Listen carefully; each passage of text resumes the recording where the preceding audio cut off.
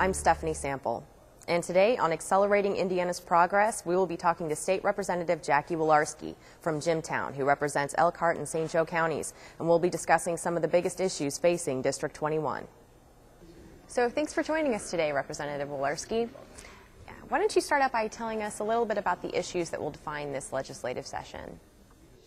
Well, I think, this is a budget year. It's a long session, and constitutionally we have to pass a balanced budget, and that's going to be the art of this session. We'll be coming out after 4 months of looking for ways to, cut programs, hopefully cut spending, and I'm hoping, shrink the size of the state of Indiana's government. We have to come out with a balanced budget, and I think that, the amazing thing about that is that, along with that balanced budget, as it makes its way through the process and through all the different rounds that we vote on it, we'll be voting on that budget the final day of session, probably at midnight that night, and it'll be a culmination of many things. But in the meantime, there'll be, probably 1,500 other bills filed as well. So I think everybody's pretty laser focused on, making sure we get out of here at the end of April with a budget that that is honestly balanced with no tax increases and that holds all government responsible and accountable to the people. You talked a little bit about all the other bills that will come before the House this session. Why don't you go ahead and highlight some other issues that will be important? I think most of the other issues, I'm hoping most of the other issues that will dominate the session will be economically related. They won't be the goofball fringe kind of bills that get filed down here sometimes that are like, pet projects for districts. But, but this is a representative form of government, and most of the bills filed, not all, but most of them are filed because representatives are filing them on behalf of their district to either start something or stop something in their district. I'm hoping, though, the ones that actually get traction are the ones that are economically driven, that are ways to help, like again in northern Indiana, help spur either job creation or help spur, something in the RV industry, things like that. So, I have a bill filed that would repeal the sales tax on RVs in Indiana, which I have filed for the past 3 years, but there's no more time greater than now to actually have a benefit from that bill to be filed. And I think there's probably 5 other people that filed the same bill. So, many of those bills are filed redundant. Several legislators file the same ones. But I'm hoping the ones that actually make economic sense get traction, like that one. I know you, in particular, have some other bills, like an alternative energy bill, that are district-specific. Why don't you tell us a little bit about those bills? Actually, the one that will get the most traction is the alternative energy bill, because we're talking about renewable energy, and in northern Indiana, and I believe in southern Indiana as well, I think Hoosiers have really understood the dynamic of watching the concept of taking your own destiny and taking hold of your own destiny when it comes to renewable energy. And as the presidential election was going on this summer, and as I was at a couple of county fairs in my district, it was interesting while the conversation was happening at the national level about renewable energy, about things like wind turbines and solar panels and LED lights and things like that.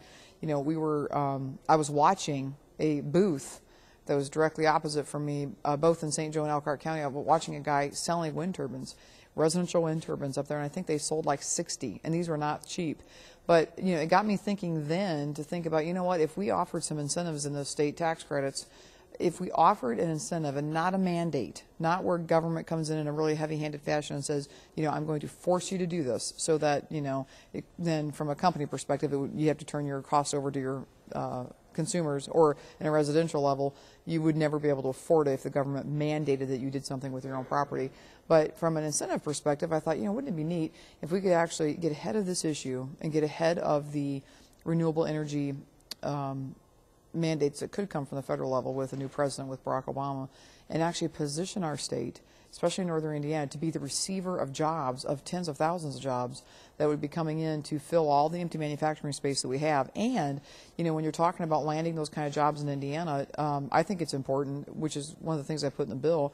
There were residential tax credits in that bill. There were tax credits for existing companies for up to 10% of their investment. But I thought it was important to put in there, because I think when you're trying to bring companies to Indiana and you're trying to attract them here, and the environment is so competitive right now, I think it's important that we say to these companies, we don't just want you to come here and help offset our tax base. We don't want you to just come here and employ our people, but we believe this.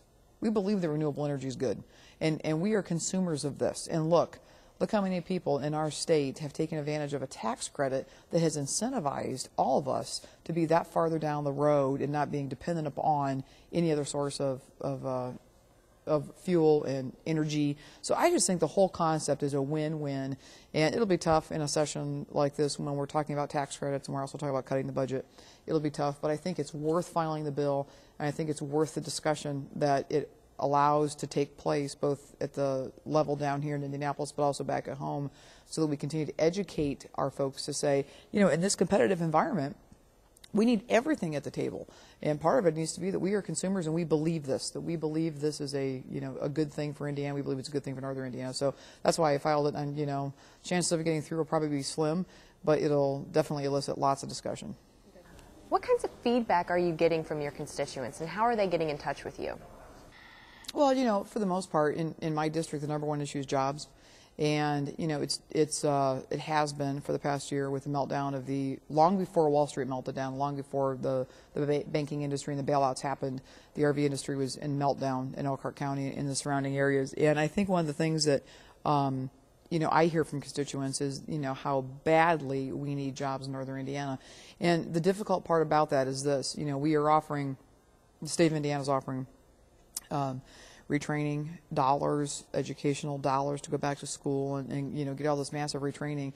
But, you know, at the end of 2 years or 4 years, if you come out with a new degree or some kind of a new certificate and there's still no place for you to be employed, then it's very difficult to, you know, hang your hat on that. So my concern is that, you know, we continue to create this environment, because, you know, really the only thing government can do when it comes to job creation is create an environment that promotes private investment to come in and invest in those communities.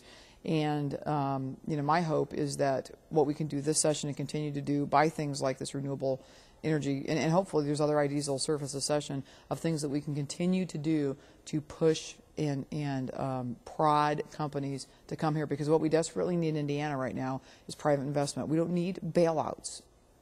We need private investment to come into this state and to continue to hire our people, and that's the number one issue I hear from in my district. At the end of this segment, we're going to run all of your contact information so people will know how to email you, the number they need to dial to contact you, and also they can access your online survey so they can answer some of those questions. I hope that you'll come back and talk to us. Oh, absolutely. And I want to continue, you know, to thank people for contacting me the way they do. I have an incredible amount of people that go to my JackieWalorski.com page as well. They find me on Facebook.